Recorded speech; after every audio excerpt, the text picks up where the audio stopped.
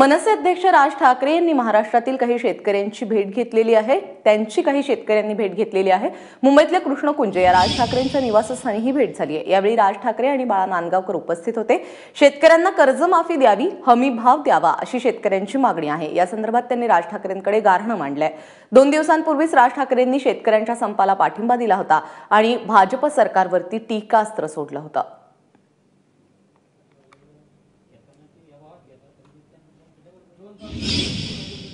शेतकरी बांधव सगळे आले. शेतकरी बांधवांनी आज परत साहेबांना विनंती केली. मला वाटतं त्याच्यावरती साहेब गंभीरपणे विचार करतायत की कुठल्या परिस्थितीमध्ये हे शेतकऱ्यांचा संपच व्हाय. या शेतकऱ्यांच्या संपातून त्यांच्या पदरी काहीतरी पडलं पाहिजे. राजकारणाच्या पलीकडे जाऊन हा विचार करायला पाहिजे असे त्यांच्याशी ते म्हणाले.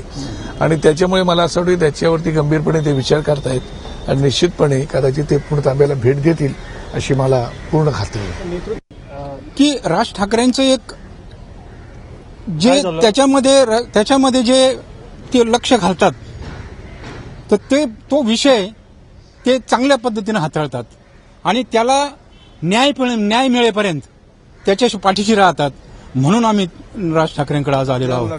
शेतकऱ्यांकरता राज ठाकरेंनी पण भाग घ्यावा आणि जे शहरी विभाग म्हणा असन किंवा ग्रामीण विभागामध्ये जर काही काम करायचं असेल तर शेतकऱ्याशी ते जोडले गेले पाहिजेत. हा आमचा त्याचा उद्देश आहे. शिवसेना काय ते डबल चालूच आहे त्यांचं. परंतु शिवसेना काय म्हणते की आम्ही सरकारला बाहेरून पाठिंबा देतो, सरकारने शेतकऱ्यांचं कर्ज माफ करावं. हे ते कोणते अश्रू म्हणतात ते अश्रू ढाळायचं काम त्यांचं चालू आहे आणि हे सरकारमधून बाहेर पडत नाही आणि ते शेतकऱ्यांचं कर्ज माफ करत नाही.